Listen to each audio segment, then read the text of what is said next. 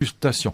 Le vrai scientifique, c'est celui qui part d'une hypothèse, d'une conjecture, et qui essaye de la réfuter, qui essaye de montrer qu'elle est fausse. Et si ça tient le coup, ça devient intéressant. Conjecture et réfutation. Je vais y revenir, mais commençons par écarter, comme le fait Popper, les deux attitudes fausses. Il dit, voilà, il y a deux attitudes fausses qui toutes deux relèvent de ce qu'il appelle, alors il aime bien jargonner, ça c'est un peu son défaut, mais enfin c'est le défaut de l'époque, ce qu'il appelle le vérificationnisme, c'est-à-dire cette attitude qui prétend que la science vise à vérifier des thèses ou des hypothèses. Il dit, voilà, il y a deux visages du vérificationnisme, il y a l'intellectualisme cartésien et l'empirisme anglais. Tous les deux prétendent que la science consiste à vérifier des idées, ou vérifier des thèses, ou des hypothèses. Alors, on le voit avec l'intellectualisme cartésien. Vous voyez, si vous vous souvenez du cours sur Descartes, ou de Descartes tout court, c'est pas plus mal, eh bien, vous vous souvenez que Descartes essaye de trouver une évidence, une certitude absolue qui résiste au doute, le fameux cogito. Je pense donc je suis, ça c'est certain. Je peux douter de tout, mais pas de ça. Et pourquoi Descartes procède-t-il ainsi ? Parce qu'il a cette idée de reconstruire toute la science en allant de cette première certitude à toutes les autres. On va aller de certitude, en quelque sorte, en les enchaînant dans les méditations. On essaye d'enchaîner à partir d'une certitude première, les autres certitudes pour former une espèce de chaîne de certitudes ininterrompue. Donc à partir d'une première proposition évidente, dit Descartes, certaine, eh bien on va enchaîner les certitudes. Et bien évidemment, aux yeux de Popper, c'est une démarche qui ne tient pas la route, en tout cas pas du tout scientifique. Pourquoi ? D'abord parce qu'il y a un cercle vicieux. Toute proposition première, par définition, est une proposition non démontrée. En mathématiques, ça s'appelle les axiomes ou les postulats. Par définition, les premiers principes ne sont pas démontrés. Et ce qu'on appelle la démonstration, c'est le passage justement des axiomes au théorème, le théorème étant une proposition démontrée, eh bien ça suppose bien qu'on parte de quelque chose qui n'est pas démontré. Et donc c'est ce qu'on appelle l'axiomatique aujourd'hui. Dans une axiomatique, dans une théorie mathématique, on part toujours par définition de termes non définis, sinon c'est un régressus à l'infini, et de propositions non démontrées. Sinon, il faut d'autres propositions pour démontrer les premières, et on régresse à l'infini sans parvenir jamais à une proposition première qui soit certaine. Alors, dit Descartes, oui, mais ma proposition première, elle n'est pas démontrée, mais elle est évidente. Alors évidemment, Popper éclate de rire en disant la notion d'évidence, pour un scientifique, c'est celle dont on se méfie le plus. Que d'absurdités ont été tenues, combien d'absurdités ont été tenues comme évidentes par combien de scientifiques au fil de l'histoire des sciences ? Combien d'absurdités tenues pour des évidences, des milliers. Et par conséquent, en appeler à l'évidence, c'est le contraire d'une attitude scientifique. Alors on se tourne vers l'empirisme et on pense que ça va aller mieux. Qu'est-ce que c'est que l'empirisme ? L'empirisme, on l'a vu aussi avec Hume, on a analysé longuement la théorie humienne de la science. L'idée fondamentale, c'est que l'intellect est passif au départ et qu'il procède par observation répétée. On observe des séquences. Et passivement, la statue de Condillac est odeur de rose, c'est une cire vierge. La métaphore de Hume, c'est que c'est une page blanche dans laquelle on n'a pas encore imprimé des caractères. Eh bien, à partir de cet esprit passif, c'est l'observation qui va en quelque sorte imprimer des séquences dans cette cire de l'esprit passif au départ. Et donc, on va observer en quelque sorte des séquences, et puis après, on va formuler des hypothèses. Alors, ça suppose un minimum d'activité de l'esprit, dont on ne sait jamais trop comment, chez les empiristes, il s'introduit. Mais enfin, on a observé des répétitions. Par exemple, on a observé 100 fois, 1000 fois que, je ne sais pas, le jour succède à la nuit, ou que l'eau bout autour de 100 degrés. Et donc, on va faire une hypothèse, et après, on essaiera de la vérifier. Bon. L'idée, si vous voulez, on la vérifiera par une expérience répétée. C'est ce qu'on appelle le raisonnement par induction. Le raisonnement par induction, c'est l'idée que, ayant observé 100 fois, 1000 fois que l'eau bouillait autour de 100 degrés, on va émettre une loi et l'eau bout à 100 degrés, et puis après, chaque répétition de l'expérience viendra en quelque sorte la vérifier. Alors, Hume savait très bien lui-même, et c'est pourquoi il était sceptique, que le raisonnement par induction, que l'observation de séquences répétées ne pouvait jamais non plus conduire à une certitude absolue. Je peux avoir observé 1000 fois que l'eau bout à 100 degrés sans être absolument certain que la 1001e fois elle va en faire faire autant, ni être absolument certain que dans des conditions un peu différentes, elle en fera autant. Et c'est vrai que si je monte en haut des Alpes, l'eau ne bourra plus à 100 degrés, comme on sait. Donc la répétition des observations ne conduit jamais à une certitude. Voilà pourquoi Hume disait, voilà, toute science repose sur le raisonnement par induction, repose sur l'observation, elle est empirique. Et donc, je suis sceptique puisque aucune science ne parvient jamais à une certitude absolue. La science ne parvient qu'à des probabilités. Ou plus exactement, pour parler comme Hume, la science n'est qu'une croyance parmi d'autres. Je tiens pour vrai la proposition l'eau bout à 100 degrés parce que j'y crois. Et j'y crois pourquoi ? Parce que je l'ai observé et j'ai observé la répétition de cette expérience des centaines de fois. Donc j'y crois. Mais vous voyez, ce à quoi ça conduit, c'est le scepticisme même, ou ce que Husserl appellera le psychologisme. La science n'est qu'un sentiment parmi d'autres. C'est un sentiment de croyance. Ce qu'on traduira en allemand par Fürwahrhalten, c'est la meilleure traduction. Tenir pour vrai. Je tiens pour vrai que l'eau bout à 100 degrés parce que j'ai l'habitude d'observer que l'eau bout à 100 degrés. Mais c'est une croyance, c'est une attente, une expectation, si je puis dire. Et donc on attend quelque chose qui va venir, on a une attente, une probabilité, mais c'est une croyance, c'est un sentiment psychologique. Et c'est là que Popper intervient. Popper dit oui, évidemment, Hume a raison. Si on fonde la science tout entière sur l'expérimentation au sens où il l'entend, sur le raisonnement par induction, l'observation de séquences répétées, alors évidemment, Hume a raison, nous ne parvenons jamais à aucune certitude. Et en effet, la science n'est qu'un sentiment psychologique parmi d'autres, un sentiment d'attente, un sentiment de croyance. Je m'attends à ce qu'il se fasse jour demain, voilà, parce que c'est la nuit. Eh bien, bien sûr, si on procède de cette manière-là, avec cette idée que la répétition des expériences va vérifier progressivement ou augmenter la probabilité de vérité d'une proposition ou d'une hypothèse, alors évidemment, on est conduit au scepticisme. Mais, dit Popper, la science ne procède pas ainsi. Ni comme Descartes par une chaîne d'évidence ou de certitude, ni comme Hume comme une chaîne de vérification par induction, par répétition de séquences observées, mais la science, dit-il, possède par conjecture et réfutation. Et au lieu de dire « je vais accumuler les expériences pour vérifier », non, pas du tout. Le vrai scientifique, c'est celui qui va imaginer des expérimentations, c'est-à-dire des tests de falsification de l'hypothèse qu'il a lui-même émise. Voilà le vrai scientifique. C'est celui qui s'acharne contre lui-même. C'est ça l'esprit critique, à mettre en doute ce qu'il a lui-même édicté. Et Popper prend dans Conjecture et réfutation un exemple que j'aime beaucoup parce qu'il est très simple et très pédagogique, il est très compréhensible. Voilà, dit-il. Soit la proposition, tous les signes sont blancs. Je peux, attitude empiriste, essayer de vérifier la proposition en faisant des observations dans les lacs à Londres ou ailleurs, parce qu'il habite à Londres à cette époque. Eh bien, je vais regarder, en effet, je vais accumuler 10 000, 50 000, 100 000 signes blancs et j'aurai le sentiment que la proposition est à peu près vraie. Pas tout à fait certaine, probable. J'aurai accumulé des vérifications. Bien évidemment, je ne parviens pas de cette manière-là, c'est le scepticisme de Hume, à une certitude absolue. Mais enfin, il est probable que tous les signes sont blancs. En revanche, dit Popper, si je vois un seul signe noir, et évidemment il existe des signes noirs, nous le savons, si je vois un seul signe noir à bec rouge en plus, eh bien, je sais une fois pour toutes que la proposition de tous les signes sont blancs est fausse. Et là, j'ai une certitude absolue. Regardez comme c'est intéressant. Je suis totalement certain que la proposition de tous les signes sont blancs est fausse. Dissymétrie entre l'erreur et la vérité. J'ai fait l'hypothèse, voilà la conjecture, que tous les signes étaient blancs. J'ai installé un test, non pas de vérification, mais de falsification. Je suis allé voir dans tous les lacs de Londres, j'ai trouvé un signe noir à bec rouge, je sais que mon hypothèse est fausse. Eh bien, je rejette la conjecture qui a été réfutée. Et donc on voit que, d'une certaine manière, l'épistémologie poppérienne, la science poppérienne, elle est une synthèse de ce que le rationalisme a de juste et ce que l'empirisme a de juste. Et elle rejette les deux défauts. Ce que le rationalisme a de juste, c'est la volonté de certitude, la volonté de sortir du scepticisme. Je sors du scepticisme par le rejet certain de l'erreur.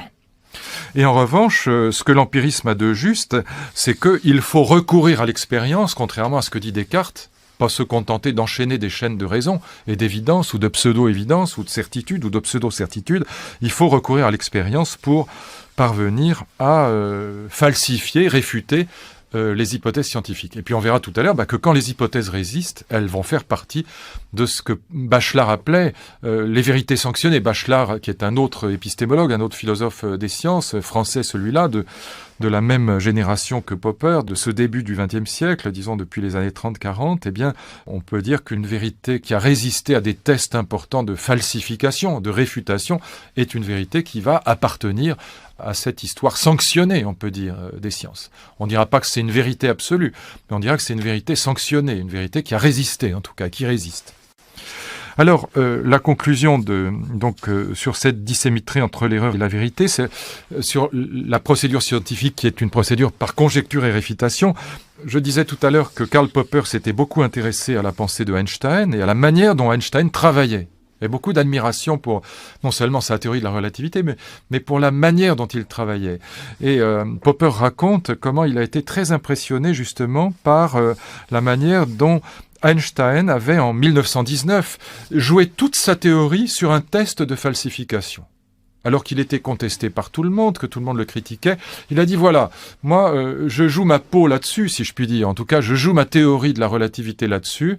Je vous propose un test de falsification et vous pourrez voir si ma théorie est infirmée par ce test ou pas. Alors, en même temps, je vais y revenir dans un instant sur cette expérience que propose Einstein, ce qu'on appelle l'expérience d'Eddington, l'expédition d'Eddington. Mais pour montrer l'enjeu, en même temps, je vous ai dit que Popper s'intéresserait au marxisme et à la psychanalyse. Donc avec Alfred Adler d'un côté pour la psychanalyse des enfants et puis avec les marxistes autrichiens avec ce qu'on appelle l'austro-marxisme, un marxisme encore une fois à visage humain et un marxisme critique, un marxisme non dogmatique, donc du côté de la politique. Et ce qui frappe Popper en regardant ce que fait Einstein, en regardant Einstein dire, en écoutant Einstein dire, voilà, je vais jouer toute ma théorie sur une expérimentation, sur un test de falsification, il a au contraire le sentiment que du côté de la psychanalyse et du côté du marxisme, on est constamment dans le vérificationnisme. Quand un marxiste ouvre les journaux, tout vient conforter sa vision du monde. Aucun fait ne contredit jamais sa vision du monde. Psychanalyste, pareil, c'est toujours « bon Dieu, mais c'est bien sûr », ça confirme l'hypothèse quelle qu'elle soit. Freud, par exemple, dit « le rêve est la réalisation d'un désir ». Voilà, la théorie du rêve chez Freud, le rêve est la réalisation d'un désir. Normalement, la réalisation d'un désir, ça devrait faire plaisir. Bon, il y a des cauchemars. Ah mais c'est pas grave, on met une hypothèse ad hoc, on dit le cauchemar c'est la réalisation d'un désir interdit, donc ça fait de la peine aux instances qui interdisent, au surmoi pour parler simplement comme les psychanalystes. Bon, et donc dans les deux cas de figure, dit Popper, c'est pas que la théorie freudienne est fausse, j'en sais rien que si elle est fausse. D'ailleurs personne ne peut dire qu'elle est fausse puisqu'elle est non réfutable. Que le rêve soit agréable ou qu'il soit désagréable, dans les deux cas de figure, le psychanalyste peut dire « bon Dieu, mais c'est bien sûr, ma théorie est juste ». Voilà. Mais elle pêche non pas par excès de réfutabilité ou parce qu'elle serait fausse, mais elle pêche par le fait que personne ne peut démontrer que c'est faux. On a le bec cloué, si je puis dire. Pareil pour le marxisme. Si un ouvrier est au Parti communiste et qu'il est révolutionnaire, on dit c'est normal. Mais s'il s'inscrit dans les phalanges fascistes de Mussolini ou dans le Parti national-socialiste hitlérien, eh bien, on trouvera une explication. Il est contaminé, il appartient à la fraction dominée de la classe dominante, il est contaminé par l'idéologie dominante, il subit la violence symbolique de l'idéologie dominante, donc il est parti de l'autre côté. Dans les deux cas de figure, que l'ouvrier soit révolutionnaire ou qu'il soit hyper réactionnaire et même fasciste, la théorie est confirmée, la théorie de l'idéologie est confirmée. Rien ne peut réfuter ni Marx ni Freud. Voilà ce qu'écrit Karl Popper à ce propos. Ce n'était pas un doute sur la vérité de ces théories qui me préoccupait, mais au contraire, ce qui était préoccupant, c'est que rien ne pouvait jamais les réfuter. Voilà le vrai problème. Au contraire, l'attitude de Einstein, le 29 mai 1919, au moment donc de cette fameuse expédition d'Eddington, elle consiste à jouer toute sa carrière, toute sa théorie sur une seule expérimentation.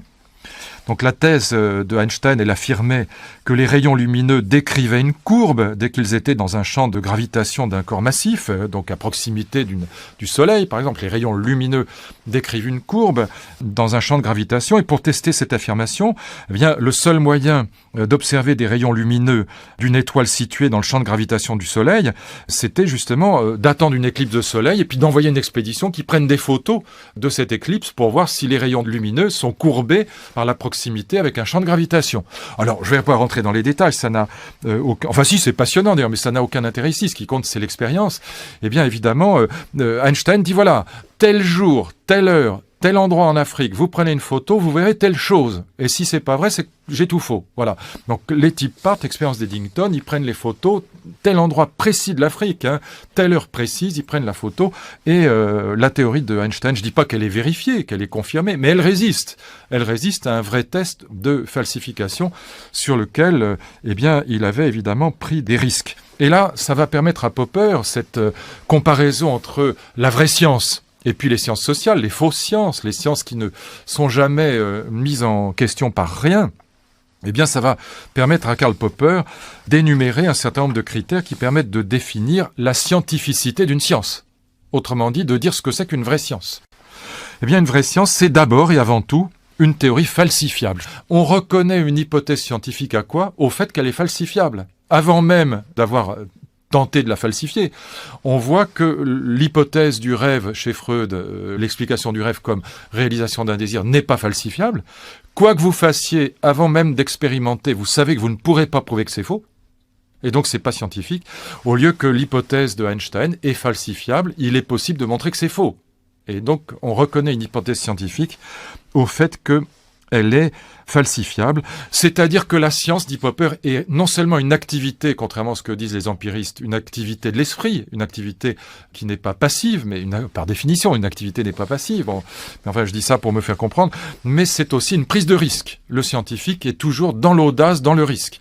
Une bonne hypothèse scientifique, c'est non seulement une hypothèse qui est réfutable, mais c'est une hypothèse risquée. Plus une hypothèse est risquée, plus elle est réfutable, deux critères, plus elle est scientifique et plus elle est intéressante, et plus elle va nous apporter des connaissances. Alors, qu'est-ce qui, justement, n'est pas scientifique dans cette perspective-là ? Vous voyez, le critère de la falsifiabilité, au sens de la réfutabilité, eh bien, c'est le critère qui va permettre à Popper de séparer vraie science et fausse science. C'est ça qui est très intéressant. Dans les fausses sciences, on a l'astrologie. L'astrologie, quand vous regardez les horoscopes, elle fait toujours très attention, presque toujours, de ne jamais rien dire qui ne soit réfutable. On reste toujours dans le vague.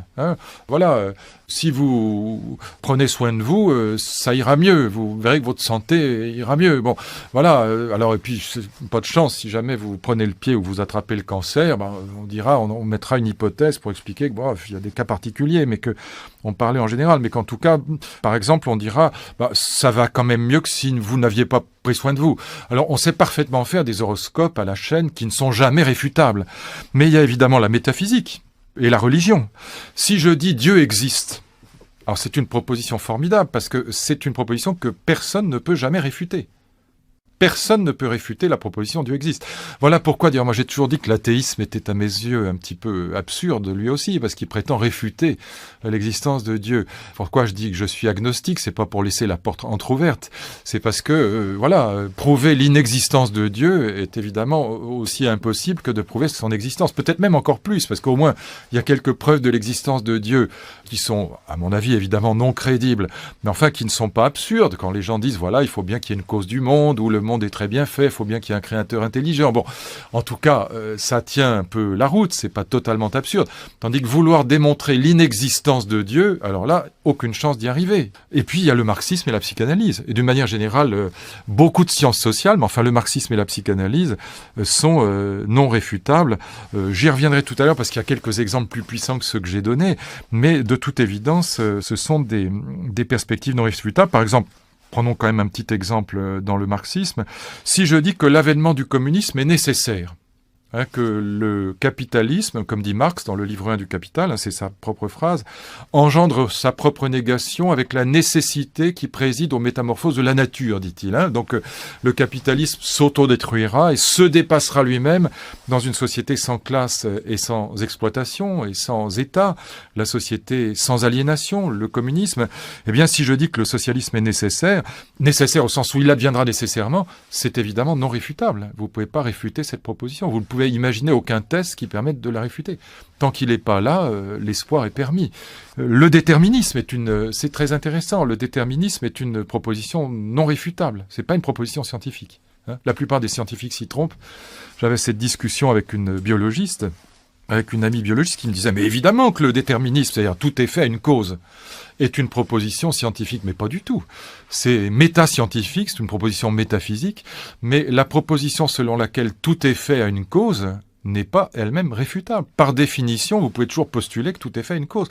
Vous ne pouvez jamais réfuter cette proposition. Vous ne pouvez jamais inventer un test qui montrerait qu'un événement n'a pas de cause. Et donc, paradoxalement, contrairement à ce qu'on croit, le principe même du rationalisme, du mécanisme classique, le principe de causalité, tout est fait à une cause, c'est une proposition métascientifique, c'est pas une proposition scientifique à proprement parler. Jamais vous ne pouvez réfuter l'idée qu'un acte humain ou un événement dans le monde ne serait pas conforme au principe du déterminisme, n'aurait pas de cause. Vous ne pouvez jamais prouver qu'il y a un acte gratuit, par exemple. Tout le monde vous dira, mais cet acte est en apparence gratuit, désintéressé, mais la vérité, c'est qu'il y a en dessous des motivations, des causes inconscientes, etc., etc. Et donc, vous pourrez toujours invoquer une causalité inconsciente, non visible, X ou Y, pour maintenir votre principe de déterminisme. Et par conséquent, oui, bien sûr, le déterminisme n'est pas une proposition scientifique. Il fonde la science d'une certaine manière, mais il n'est pas une proposition scientifique. Donc pour que une proposition soit réfutable, on pourrait définir logiquement ce qui fait qu'une proposition est scientifique, qu'elle est réfutable. Eh bien, il faut qu'elle exclue la possibilité de certains événements dans le monde. Autrement dit, une vraie hypothèse scientifique, elle doit exclure la possibilité de quelque chose. Si vous acceptez aussi bien A que non A, si vous acceptez aussi bien que le rêve est désagréable ou qu'il est agréable, si votre théorie rencontre des deux, si une théorie rencontre aussi bien de A et de non A, alors ça n'est plus une théorie réfutable, ça n'est plus une théorie scientifique. Prenons un dernier exemple peut-être pour être bien compris, parce que celui-là, il est assez grandiose et il est très parlant. La théorie des révolutions chez Marx. Marx pensait que la révolution capitaliste, et il ne cesse de le dire, alors il y a des centaines et des centaines de textes, il n'a jamais varié là-dessus. Marx pensait que la révolution capitaliste se produirait au moment où ce qu'il appelle les forces productives d'une société, donc ces forces productives qui sont en jeu, disons, dans l'industrie, et qui sont incarnées dans une classe sociale qui est en l'occurrence le prolétariat, pour ce qui est du monde capitaliste, eh bien quand les forces productives seraient tellement développées, si bien développée, si avancée, et l'industrie si développée, que ça ferait exploser les rapports de production, c'est en l'occurrence la propriété privée. Et que la propriété privée qui fait que la production n'est pas planifiée, que la production est anarchique et qui du coup engendre selon Marx des crises de surproduction, donc des destructions massives des forces productives, et bien que cette contradiction entre des forces productives très développées d'un côté et puis de l'autre, des rapports de propriété privée, la liberté d'entreprise anarchique et non planifiée, eh bien cette contradiction-là finirait par faire exploser le capitalisme et que on passerait inévitablement à une société socialiste. Bon, pas de chance. La première révolution socialiste, comme on sait, elle se produit en Russie. C'est-à-dire le pays le plus archaïque d'Europe, tout le contraire de ce que prévoyait Marx. Marx était convaincu que la révolution adviendrait en Angleterre et en France, et elle advient en Russie. Pays complètement dénué d'industrie, pays agricole, pays archaïque sans aucune espèce de développement des forces productives, pratiquement pas de capitalisme en Russie, et donc le truc ne colle absolument pas. Que fait Lénine ? Eh bien Lénine, il met en place ce que Popper, dans son vocabulaire qui est très bien fait là pour le coup, appelle une hypothèse ad hoc. Il va inventer une hypothèse précisément pour expliquer ce que la théorie originelle n'explique pas, ou ce qui réfuterait la théorie originelle. Et pourquoi il va mettre en place une hypothèse ad hoc ? C'est une hypothèse destinée juste à expliquer ça, pour, dit Popper, immuniser la théorie. Une fois qu'on aura mis l'hypothèse ad hoc, plus rien ne pourra attaquer la théorie. Plus rien ne pourra la falsifier, plus rien ne pourra l'entamer. Quelle est la théorie de Lénine qui permet d'expliquer que la révolution, contrairement à ce que disait Marx, eh bien la révolution advient en Russie et pas en Angleterre ou en France, pas dans des pays développés ? C'est la fameuse théorie léniniste du maillon le plus faible. Il y a une chaîne de pays capitalistes, une chaîne de pays qui se tiennent la main pour empêcher la révolution d'advenir. Et qu'est-ce qui pète en premier, qu'est-ce qui casse en premier dans une chaîne ? Eh bien, c'est le fameux maillon le plus faible. Et donc, on va expliquer le fait que la révolution advienne en Russie par le fait que la Russie est le maillon le plus faible des pays d'Europe qui se tiennent les coudes pour empêcher la révolution d'advenir. C'est le maillon le plus faible, alors c'est là que ça casse, donc c'est pas de chance, c'est pas dans un pays capitaliste développé, c'est dans un pays très archaïque et un pays de paysans, mais c'est quand même là qu'on peut expliquer. Alors une fois qu'on a mis cette hypothèse ad hoc en place, la théorie, comme dit Popper, elle est immunisée. C'est-à-dire que du coup, la théorie des révolutions de Marx était encore un peu scientifique. Elle pouvait être contredite par la réalité. Là, elle est immunisée complètement. Elle est vaccinée, quoi. Elle ne peut plus être contredite par la réalité. Et par conséquent, elle devient une théorie intégralement non scientifique, c'est-à-dire non falsifiable. Ça ne veut pas dire que ce soit faux, encore une fois. Popper ne dit pas que la théorie psychanalytique ou la théorie marxiste sont des théories fausses. D'ailleurs, s'il disait ça, ce serait complètement absurde, puisqu'il dit qu'on ne peut pas montrer qu'elles sont fausses. Il dit simplement qu'elles ne sont pas scientifiques.